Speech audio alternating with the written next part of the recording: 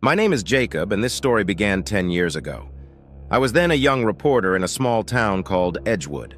While working at a local newspaper, I was looking for material for a sensational report. I had no idea that the search would lead me to the worst incident of my life.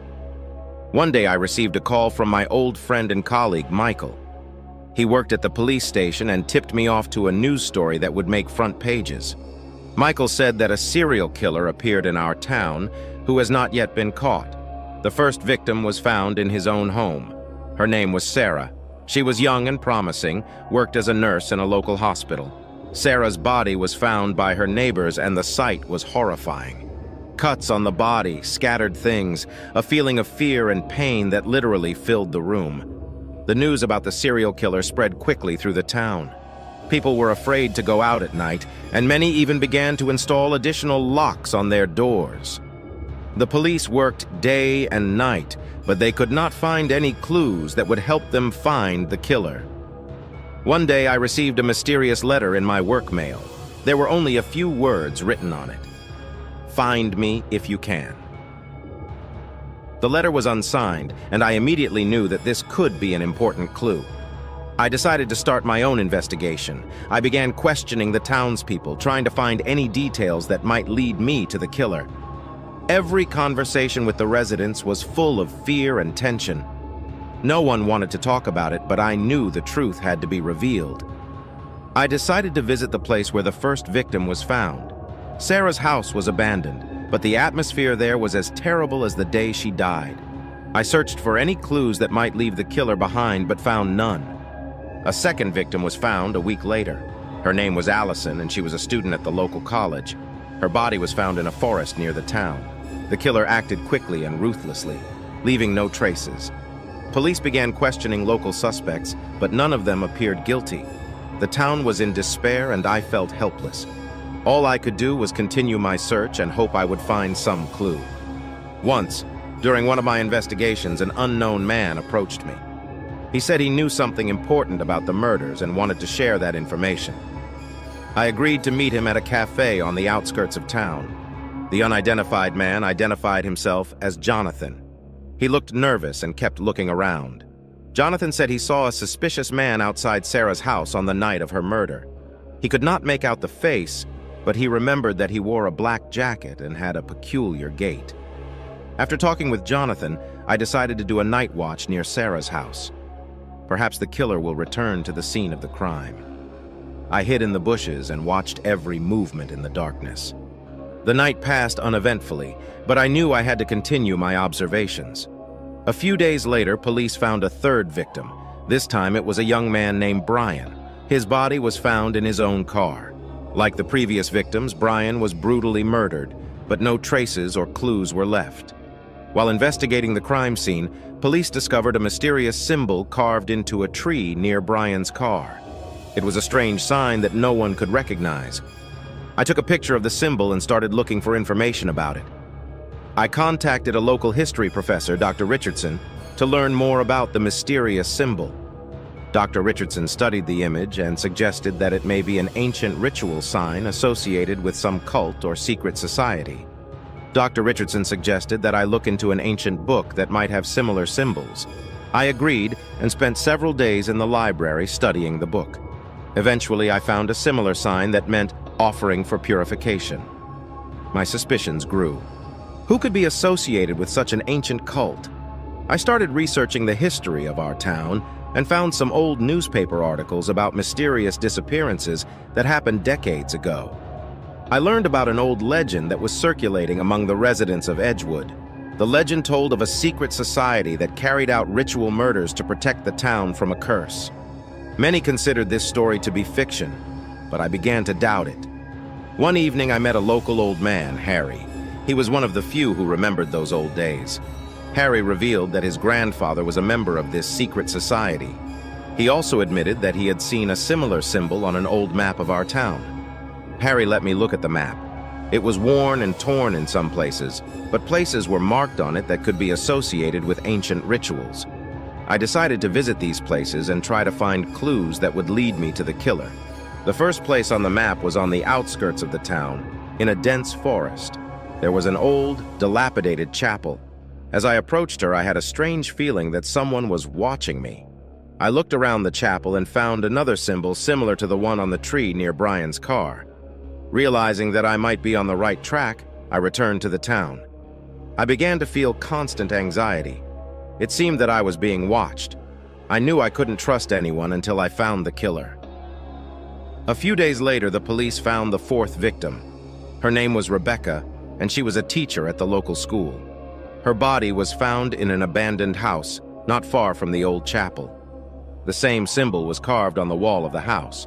Police located a witness who saw a suspicious person near an abandoned house on the night of the murder. The witness described a person in a black jacket, but did not remember anything else. This made me remember Jonathan's story and focus even more on finding the killer. I decided to do another night watch near the old chapel. Maybe the killer will come back here. I hid in the bushes and watched the chapel. At night, I saw a shadow moving near the entrance. My heart began to beat faster, and I realized that this could be a killer. I decided not to risk it and cautiously followed the shadow. She disappeared into the forest, and I began to chase her. The shadow was moving fast, and I could barely keep up with it. I soon lost sight of her, but found another symbol on the ground carved into a stone. I returned to the town and decided to share my findings with Michael. He was the only one I trusted. Michael listened carefully to me and agreed to help in the search for the killer. We decided to visit other places on the map together. The next place on the map was an old cemetery that had not been visited for a long time. Michael and I went there in the afternoon to avoid unnecessary dangers. On one of the tombstones, we found another symbol similar to the previous ones. This confirmed our suspicions about the connection between the murders and the ancient cult. We found a carved name on the tombstone, Elias. Michael remembered that in the old police archives there was a file on a person with that name who was associated with mystical rites and had disappeared many years ago. We decided to find this dossier and learn more. Michael led me to the police archives where we began to search for information about Elias. We found an old file that confirmed that Elias was the leader of a secret society that carried out ritual murders. The dossier also contained a list of his followers, some of whom were local residents. The list of followers was incomplete. Some names were torn out or erased. Michael and I realized that maybe someone was trying to hide their involvement in a secret society. We decided to find those whose names were still on the list. First on the list was a man named Thomas. We decided to visit his house and find out more. Thomas was old and lived alone. He seemed scared to us when he saw the police, but still agreed to talk. Thomas told us that he was indeed a member of a secret society, but had long since retired from business. He admitted that his comrades gathered in the chapel where they performed rituals. Thomas said he had nothing to do with the latest murders, but he suspects some former members may have returned to the gruesome rites. While we were talking to Thomas, news came in of another murder. This time the victim was a woman named Nancy, who worked at a local store. She was found in her home with a symbol carved into her body. I began to understand that all the victims were connected to the town and had some connection with ancient legends. I decided to study in detail the biography of each victim in order to find a common thread that could lead to the killer. At Nancy's house, I found an old journal that had belonged to her grandmother. The diary contained notes about a secret society and rituals held in the old chapel. Nancy was a descendant of one of the first members of the society. Michael and I decided to go through the list again and find other descendants of members of the society. We realized that the killer was purposefully after them. Next on the list was a man named Liam. We visited Liam and told him about our suspicions. Liam was scared but agreed to help. He said that he knows another descendant of a member of the society, a woman named Elizabeth, who now lives in another town. We contacted Elizabeth and warned her about the danger. She was shocked but agreed to meet us. We decided to keep a night watch near her house to protect her from a possible attack. At night, we were on duty near Elizabeth's house. I heard every sound and watched every movement intently. Suddenly, we saw a shadow approaching the house. It was a man in a black jacket. I realized it was a killer. Michael and I started chasing the man, who saw us and ran away. We ran after him through the forest and soon lost his trail. However, we found another carved symbol on the tree. It was the same as the previous ones. I began to wonder why a killer would pursue the descendants of members of a secret society. Perhaps he was trying to complete some ritual or take revenge for something. I needed more information to understand his motives. I went back to the library and started looking for old newspaper articles about the secret society and its members. I found several articles about mysterious disappearances that happened many years ago. It seemed that they were all related to the rituals of the society. In one of the articles, I found a name that surprised me. It was the name of John, the former leader of the society, who disappeared many years ago. I began to suspect that he might have returned and continued his rites. We decided to meet Thomas again and find out more about John. Thomas was amazed at our find and admitted that John was the most fanatical of them all. He also revealed that John had plans to return to the rites in the future. Thomas admitted that he fears for his life because he knows too much. He gave us the address of the old storage room where the society kept its ritual items. We decided to check this place out and find more clues. We found a cache in an abandoned house on the edge of town. It was filled with ancient books, artifacts, and ritual objects. Among these things, we found John's diary, which could reveal more about his plans. John's diary was written in great detail. He described the rituals he performed and his plans for the future. John believed that completing the rituals would cleanse the town and protect it from the curse. From the diary, we learned that John was planning to complete a final ritual that required sacrifices. He believed that this would allow him to gain strength and immortality. We realized we had to stop him before he completed his plan. We started getting ready for John's stop. We gathered information about places where rituals might have taken place and developed a plan of action. Michael has gathered some reliable policemen to help us in this dangerous task. We decided to set a trap for John. We have spread the word that the descendants of the members of the society are meeting in the old chapel to discuss the situation. We hoped John would show up to complete his ritual. We took up positions in the old chapel and waited for John to appear. The night was quiet and tense. We heard every sound and watched every movement. Suddenly, we saw a shadow approaching the chapel. John entered the chapel, unaware of our presence. As he began to prepare for the ritual, we came out of our hiding places and surrounded him. John tried to escape, but we were ready for that. John was strong and determined. He clung to Michael, trying to break free. I rushed to help, and together we managed to twist it. John kept fighting, but we didn't give him a chance. After his arrest, John confessed to all the murders. He said that he believed in the need for rituals to cleanse the town. John also admitted that he planned to continue killing until he completed the final ritual. John's detention helped reveal the secret of the old society and its rituals. The police found other vaults with artifacts and documents that confirmed the existence of the society and its influence on the town. After the arrest of John and the disclosure of the secret of the society, the town gradually returned to normal life. People began to feel safer, and the police continued their investigation to find other possible followers of John. I returned to my work at the newspaper and wrote an article about the disclosure of the secret of the society and the arrest of John. My article got a lot of attention and I became a local celebrity. But I knew that the real heroes of this investigation were Michael and our team. The townspeople expressed their gratitude to us for stopping a serial killer. We received many letters and thanks, which lifted our spirits and gave us the feeling that our work was not in vain. Michael received a promotion in the police force for his work in the investigation. I continued to work at the newspaper, but now I knew that I would always be ready to help if there was danger in the town again. One day I met Thomas, who thanked me for stopping John. He said that now he can live peacefully without fearing for his life. Thomas also admitted that he now believes the town will be safe. During my walk, I found another symbol carved into a tree near an old chapel. It was the same symbol we found earlier. I felt a chill down my spine, but then I remembered that John had been detained and was no longer a threat to us. A few months later, we received a new investigation. A body was found in a nearby town with a carved symbol similar to the ones we found earlier. Michael and I realized that this might be a new killer trying to imitate John. We began an investigation in a nearby town, looking for clues and connections to previous murders. We realized that the new killer could be connected to John or his followers. The police have formed a new team to investigate these murders, and I have been invited to be part of that team as a consultant. I agreed, realizing that my experience could be useful in this investigation. We found footprints in the woods near the crime scene. They led to an abandoned house where we found old documents and ritual objects. This confirmed our suspicions that the new killer was trying to imitate John. We found a letter addressed to John that outlined plans for rituals and sacrifices. The letter was signed by a name that we did not know, but we understood that it could be the new leader of the society. We began to look for the author of the letter, visiting all the places where John's followers could be.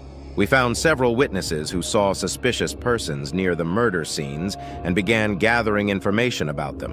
One of the witnesses mentioned a man named Oscar who behaved strangely and was interested in old rituals. We decided to find him and learn more. Oscar lived in a remote house where we found him. Oscar seemed strange and nervous to us. He denied involvement in the murders, but we found ritual objects and records of ancient rites in his house. This confirmed our suspicions about him. We detained Oscar and began questioning him. He admitted that he was really interested in the old rites, but denied his involvement in the murders. Oscar said that he received letters from an unknown person who called him to rituals. During the interrogation, Oscar mentioned the place where he met the author of the letters. It was an old storehouse in the woods. We decided to check the place and find new clues that would help us solve the case. We found a cache in the forest and began a search. Inside, we found even more ritual objects and documents that confirmed the existence of a new leader of the society. We also found a list of possible victims. We decided to warn all possible victims from the list and provide them with protection. It was a difficult task, but we knew we had to stop the killer before he could complete his plan. Despite our efforts, the killer found another victim. Her name was Amelia, and she was last on the list. Amelia was found in her home with a symbol carved into her body. This made us realize that the killer was close. Michael and I and our team sat down together and began to discuss our plan of action. We knew we had to find and stop the killer before he could complete his ritual. We decided to focus on the search for a new leader of the society. We started an investigation to find a new leader of the society. We studied all possible connections and traces that could lead us to him. We also reached out to old members of the society to get more information.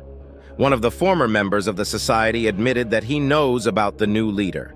His name was Nathan, and he was a fanatical follower of John. We decided to find Nathan and stop him before he could complete his ritual. We found tracks leading to Nathan's house. He lived in a remote place where no one could disturb him. We decided to approach the house and find out if he really is the new leader of the society. We began surveillance of Nathan's house.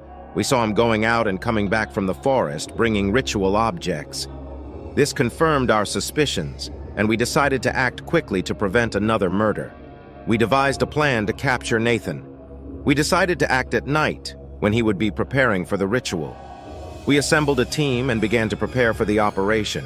It was a dangerous and risky plan, but we knew we had to try.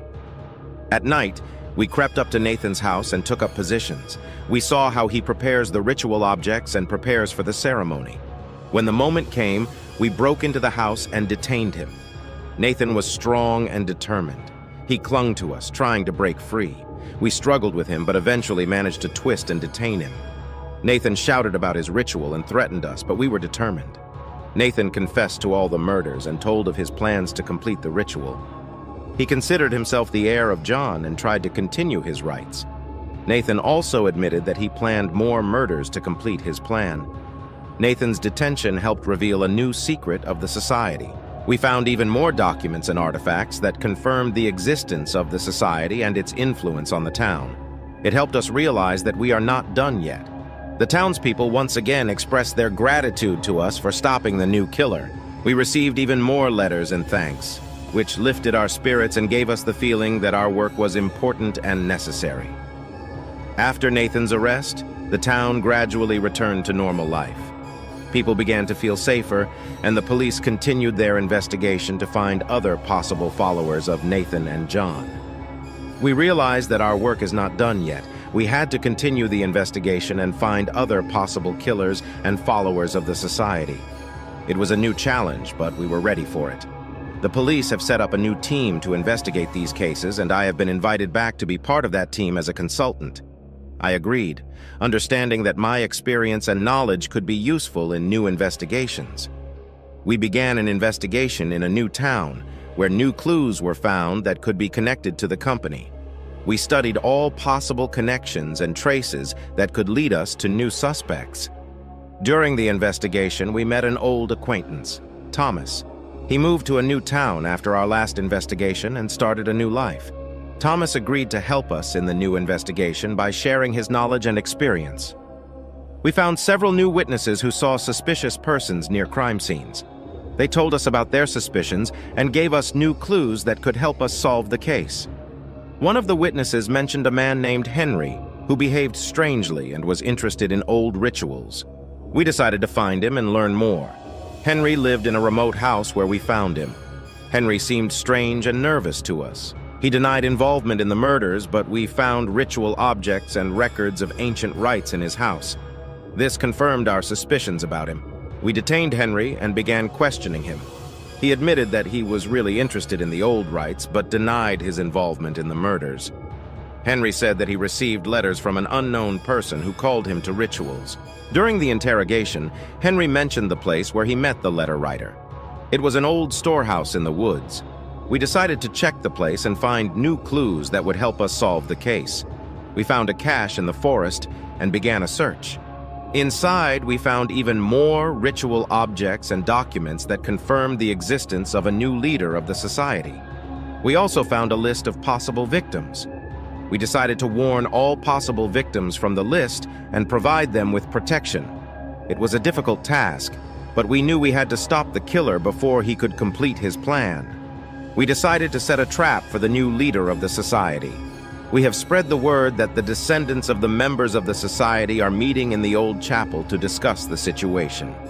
We hoped the killer would show up to complete his ritual. At night, we stood guard near the old chapel and waited for the killer to appear. When he appeared, we acted quickly and managed to detain him. The new leader of the society confessed to all the murders and told about his plans to complete the ritual.